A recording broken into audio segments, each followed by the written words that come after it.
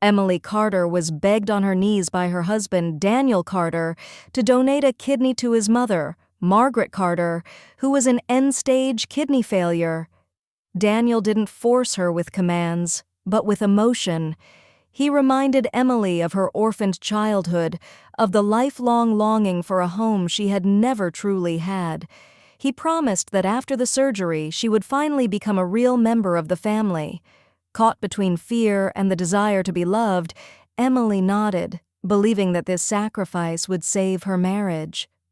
Press 1 to let me know you're still here, listening to this story.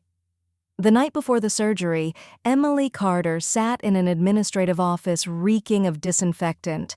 A thick stack of documents filled with medical and legal jargon spread out before her. Daniel Carter sat close beside her, constantly urging her on, saying these were just mandatory procedures to save a life.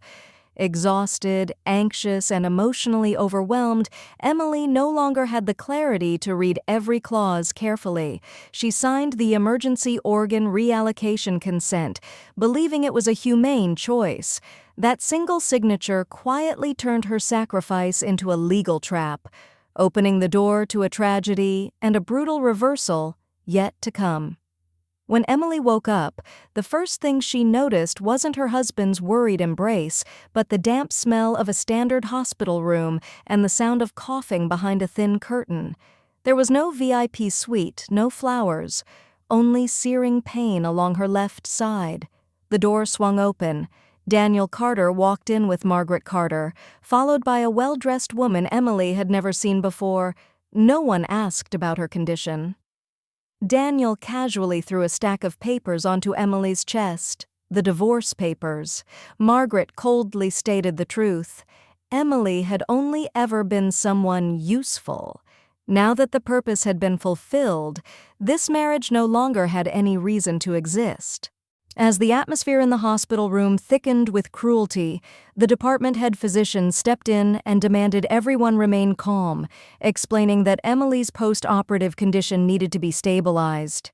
In a steady voice, he announced that the kidney transplant for Margaret Carter had been canceled at the last minute due to newly discovered medical factors that failed to meet transplant safety standards.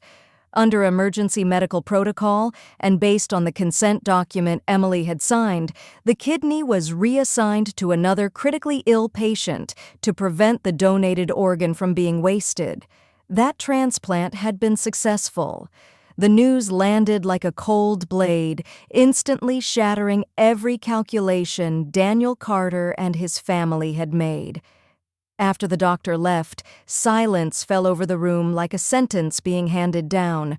Margaret Carter not only failed to receive the transplant, but was also temporarily removed from the waiting list because her medical condition no longer qualified.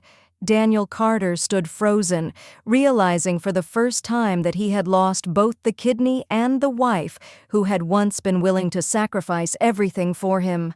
Every layer of affection and morality his family had wrapped themselves in fell away, exposing naked ambition and contempt for human dignity.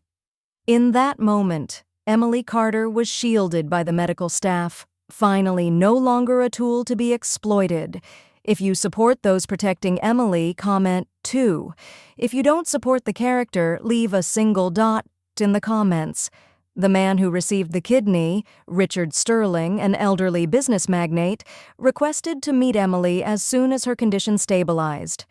Not as an act of charity, but with gratitude and respect, he approached her. Emily was transferred to a VIP care unit, closely monitored by a medical team and supported by lawyers to safeguard her legal rights.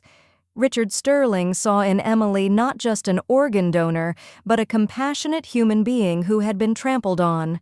He offered to take Emily in as his granddaughter, giving her the chance to learn, grow, and stand on her own abilities. A family chosen, not bound by blood or exploitation.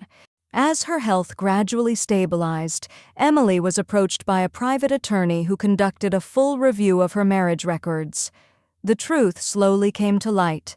During their marriage, Daniel Carter had placed several major assets under Emily's name to shield himself from business risks, treating her as a compliant front.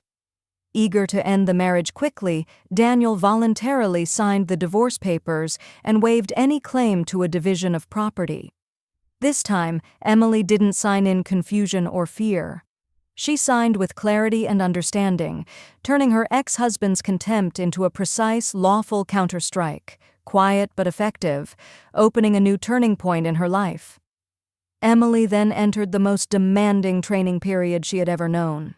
She received structured education in business, law, and management, not to seek revenge, but to ensure she would never again be pushed into a position of weakness. The woman who once bowed her head out of fear of losing a family slowly disappeared. In her place stood a composed, sharp-minded Emily who knew how to set boundaries and make decisions. The change in appearance was only surface level.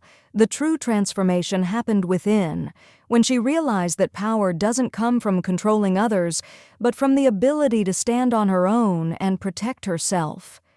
When Daniel Carter fell into financial crisis, Emily Carter appeared as the representative of a new investment fund, offering a proposal to save the company.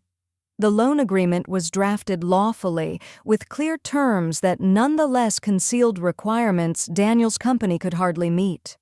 Blinded by ambition and ego, Daniel signed without hesitation, even using assets he no longer owned as collateral. From that moment on, he stepped into a legal vortex with no way out. At the right moment, Emily Carter presented all the evidence she had lawfully gathered: the long-term affair, the siphoning of funds from the company, and the bitter truth that the child her husband's mistress was carrying was not Daniel Carter's. Layer by layer, the lies were stripped away, right in front of Margaret Carter and the other woman herself. Without raising her voice, armed only with the truth, Emily caused the carefully constructed fake family to collapse completely. Those who once looked down on her were forced to face the consequences of their own actions. If you share the character's emotions, please leave a comment. The relentless psychological shock combined with prolonged illness proved too much for Margaret Carter. She passed away in loneliness, taking with her the truth about her own family. As for Daniel Carter, there was no escape left. His company was seized, his reputation destroyed, and he was arrested for investigation into financial crimes stemming from fraudulent contracts he had signed earlier. Through it all, Emily Carter showed no gloating and no cruelty. She chose to stand aside and let the law do what it was meant to do. No curses, no violence, just cause and effect unfolding exactly as they should. 1 year later, Emily Carter was no longer remembered as a woman who had been betrayed, but as someone who stood back up the right way. She founded a support fund for underprivileged kidney disease patients, helping them access treatment in a transparent and humane manner. Emily learned to love life again and opened her heart to a new relationship, slow, respectful, and healthy. The journey ends not with revenge, but with healing, self-mastery, and giving back.